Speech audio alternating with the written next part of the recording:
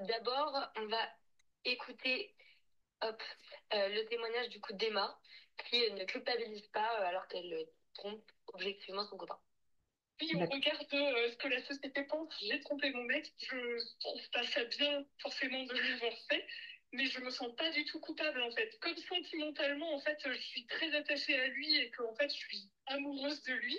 Pour moi, avoir vu ces mecs sur le plan sexuel, pour moi, c'est pas de la tromperie. Je suis pas en train de m'allonger avec ma conscience. J'ai bien conscience que n'importe qui regarderait cette situation et se dirait que oui, c'est de la tromperie, mais moi, je me sens pas coupable de l'avoir fait, en fait. Et en fait, puisque mon mec n'est pas au courant, je lui fais pas de mal, et finalement, enfin, moi, ça m'a fait du bien. Lui, ça lui fait pas de mal, donc finalement, où est le problème? Je trouve. Voilà, est-ce que vous pensez du coup qu'il y a un problème ou pas? Non, enfin bon, ça dépend comment on regarde la chose, mais c'est vrai que elle a une vision tout à fait contemporaine des choses. Enfin, il y a plein de gens qui pensent comme elle et qui se disent c'est pas possible au jour d'aujourd'hui, ce mythe romantique qui dure toute la vie, sans coup de canif dans le contrat avec de la non-exclusivité, c'est juste pas possible. Et donc là, le fait de ne pas se sentir coupable, c'est une manière aussi de pouvoir compartimenter, de dire je ne fais pas de mal en fait, parce que c'est juste normal, logique et prévisible que voilà, de temps en temps, on s'offre une petite histoire sans importance à côté. Mais ça occasionne quand même, juste pour dire, une forme de clivage, parce qu'il y a je n'aime pas me sentir coupable, parce que j'ai pas envie de passer pour une mauvaise personne. Et en même, donc je compartimente, je mange, enfin voilà. Mais j'ai pas envie de faire du mal à l'autre. J'ai pas envie d'en faire une montagne, quoi. J'ai pas envie que l'autre. Des fois, les histoires de secrets, souvent, on peut se questionner sur toute vérité est-elle bonne à dire? Parce que là, maintenir des fois des petites histoires comme ça secrètes. Et alors, c'est ce qu'elle dit. Et alors, and so what? C'est quoi le problème, quoi? Pourquoi pas, quoi? Et vous disiez aussi la dernière fois que elle allait pas aller chercher enfin, elle était sûre de son couple, donc elle allait pas aller non plus chercher l'herbe plus verte ailleurs, quoi. Non, parce que justement, comme elle est amoureuse, enfin, elle a l'air de tenir à son histoire. Je pense que c'est comme quelqu'un qui va se manger un gâteau au chocolat dans une boulangerie et pas plus. Il n'a pas envie de rester avec le gâteau au chocolat. Il se mange le gâteau au chocolat parce que c'est désirable et puis c'est tout, quoi. Il n'y a pas d'implication. Si tu veux. Alors, la différence, c'est que soit j'ai une intention claire, je suis positionnée dans ce couple-là et j'ai pas d'intention de faire exploser mon couple, c'est-à-dire de chercher une herbe plus verte ailleurs à côté. Soit je suis pas, je suis frustrée, j'aime pas tellement j'aime bien ce que je vis, mais pas plus. Je suis attachée à cette personne, mais j'ai quand même une intention de trouver une herbe un peu plus verte ailleurs. Et là, tout est ouvert, tout est possible en fait. C'est ça la différence. En fait, c'est un positionnement interne. Est-ce que j'ouvre parce que voilà, j'ai juste envie de manger un gâteau au chocolat, ou est-ce que j'ouvre parce que je suis pas bien dans mon couple et où j'imagine, même si je suis bien, que je pourrais avoir mieux ailleurs. C'est quand même pas la même intention. Je pense que c'est important de voir de quel endroit ça part.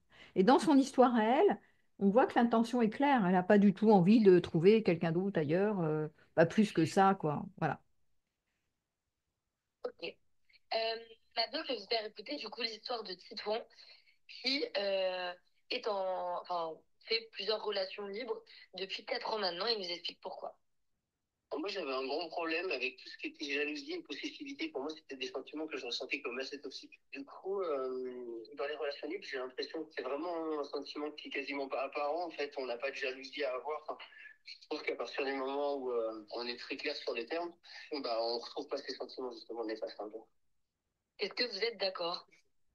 Oui, c'est sur le papier, c'est vrai sur le papier. L'idée du polyamour, c'est vraiment le concept. Il est prévu pour supprimer la jalousie, pour être dans la liberté, la non-possessivité.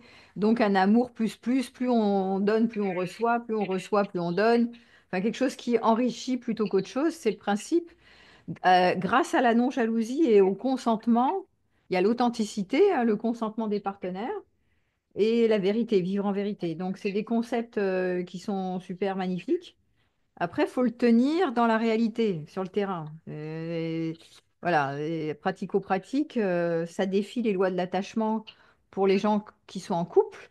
Et donc, c'est un peu compliqué. Mais par contre, si lui, par exemple, dans son histoire, a plusieurs partenaires et que ces plusieurs partenaires, mettons qu'il a trois histoires ou deux histoires en parallèle, voilà, et qui sont à peu près au même niveau, même de même, pas même niveau, c'est-à-dire il n'y a pas un couple hyper investi et une partenaire à côté, mais des histoires investies également de manière équitable. Et que les nanas avec qui il relationne, c'est pareil de leur côté, tout va bien. Maintenant, si lui il décide de se mettre en couple avec l'une d'entre elles et que en couple, c'est-à-dire que vraiment c'est un investissement plus sérieux, quoi. Il y a plus de temps passé avec la personne, et ça. Là, ça complexifie parce que là, c'est plus les mêmes histoires. Alors, ça peut marcher, mais c'est plus casse-gueule, quoi. Beaucoup plus compliqué à cause des histoires de loi d'attachement sécure et insécure. Voilà. C'est quoi du coup ces lois? Ah, les lois de l'attachement sécure. Bah, c'est-à-dire que quand on est petit, c'est la théorie de Bowlby, hein, quand on est petit, on va s'attacher, on va dépendre de nos parents pendant des années avant d'être autonome, hein, parce qu'on n'a pas le choix. Et donc, quand on fait couple, voilà, dès qu'on bascule dans l'idée d'un couple avec un partenaire potentiel pour faire couple, on va revisiter ces lois de l'attachement qui est la base, c'est l'attachement sécure. C'est-à-dire on cherche un partenaire avec qui on se sent en sécurité. Sécurité, ça ne veut pas dire plan-plan, ça veut pas dire, ça veut dire que, il est là pour nous, on peut compter dessus, qu'il est fiable, voilà, que il va Mm. pas se barrer pour la première qui passe. Voilà, enfin, après, chacun, il met, qu'est-ce qu'il met dans la sécurité, mais en général, c'est plutôt ça. C'est pas forcément la fidélité en termes d'exclusivité. Voilà. Et alors, le fait qu'il y ait de la non-exclusivité dans l'air, y compris émotionnelle, c'est-à-dire de l'implication émotionnelle, puisque c'est ça que prévoient les couples libres comme ça. Non seulement on peut avoir des plans cul, mais on peut aussi avoir des plans amoureux. C'est-à-dire on peut aimer et sexualité en plus. Tout est servi sur le plateau. Donc là, pour l'implication émotionnelle, je disais, je sais plus la dernière fois, les hétérosexuels, femmes et même hommes souvent, ont un peu, enfin surtout les femmes, ont du mal à partager la part du gâteau. Parce que émotionnellement, c'est difficile de partager son mec. C'est pas juste une partenaire qui passe par là, c'est une partenaire qui a le même, qui est sur le même rang, qui a la même part de gâteau que moi. Ça, c'est plus compliqué. Donc en fait, ce qui marche pour Titouan, c'est qu'il est très clair sur ce qu'il veut et qu'il n'y a pas de couple socle, entre guillemets.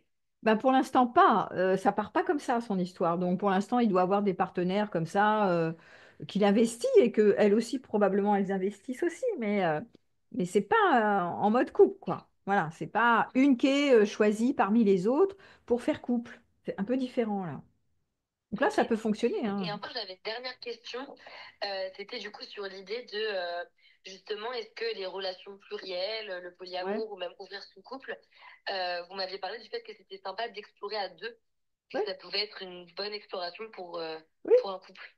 Oui, oui, il y a des personnes, il y a des exemples comme ça où, par exemple, tu n'as connu que moi, je n'ai connu que toi depuis le début, on s'est rencontrés très tôt et voilà, tu es le seul homme ou la seule femme de ma vie, y compris sexuellement. Donc, bah, ça serait un peu dommage que tu finisses ta vie sans rien connaître.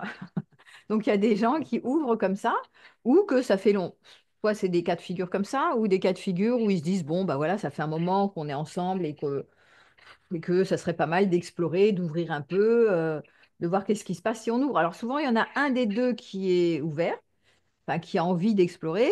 L'autre, c'est pas gagné qu'il soit exactement au même endroit au même moment. Mais parfois, les deux se disent, il y en a un qui convainc l'autre en disant, bah pourquoi pas, par curiosité, on peut tester pour voir si ça nous va ou si, voilà, qu'est-ce qui se passe. De toute façon, le couple ouvert, c'est un modèle exploratoire, hein. Toutes les relations ouvertes, c'est des modèles d'exploration de soi. On explore surtout soi. On se rencontre sur la jalousie, on se rencontre sur les facettes de nous-mêmes avec d'autres partenaires. Donc, c'est nous-mêmes qu'on nous rencontrons en réalité. Mais c'est intéressant, ça peut être des périodes comme ça d'exploration.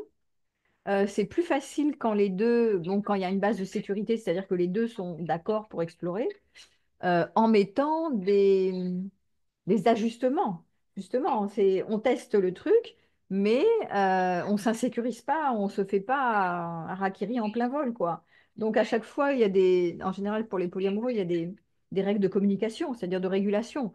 Par exemple, on fait ça sur 2 semaines et puis après, on se fait une régulation. un temps de parole où chacun dit comment il le vit, qu'est-ce qui va bien, qu'est-ce qui est difficile, qu'est-ce qui est sécurisant, insécurisant là-dedans, de manière à ce que, en général, celui qui a le plus de marge vole au secours de celui qui est le plus faible. On fait tout le temps ça dans les couples en général. C'est-à-dire, ça ne veut pas dire que il va fermer son couple à la seconde si l'autre est insécurisé, mais trouver des manières que l'autre ne parte pas en catastrophe. Parce que s'il y en a un qui part, des deux qui part en catastrophe, on n'explore plus rien, là, ça fait exploser le couple. Vous voyez. C'est très délicat en fait, hein. Ça demande de la communication, ça demande de pouvoir rassurer l'autre sans le couver, le protéger. C'est pas un bébé non plus, donc de le laisser dans sa responsabilité d'adulte, mais en même temps, voilà, de prendre soin de chacun des partenaires. Parce que celui qui aime bien aller voir ailleurs et qui trouve du plaisir là-dedans ou de l'enrichissement, bah lui, ça va à peu près, quoi. Lui, il se sent en sécurité, en liberté.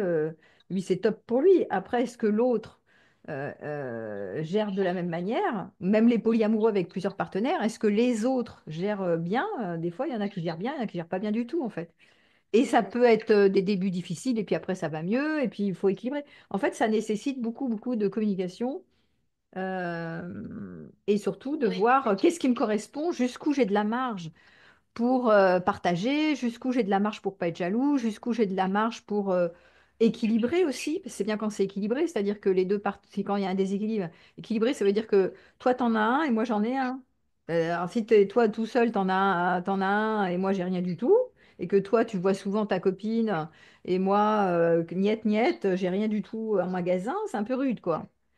C'est plus dur, ouais, on va dire, que si c'est équilibré, c'est évident, hein, ça te paraît d'une évidence. Mais enfin, dans le vécu, il y en a beaucoup qui en sont là, qui disent oui, mais moi, j'en rencontre pas des biens, oui, mais moi, je suis pas aussi intéressée que toi sur la chose, donc c'est pas facile pour moi ouais. de rencontrer au même niveau que toi, t'investis sur une autre, par exemple. Donc c'est toute cette histoire d'équilibre, c'est pas du tout facile, c'est pas d'une évidence non plus, hein. Ok. Super. Bon, en plus, ça faisait écho à un autre témoignage qu'on avait pu écouter, donc parfait.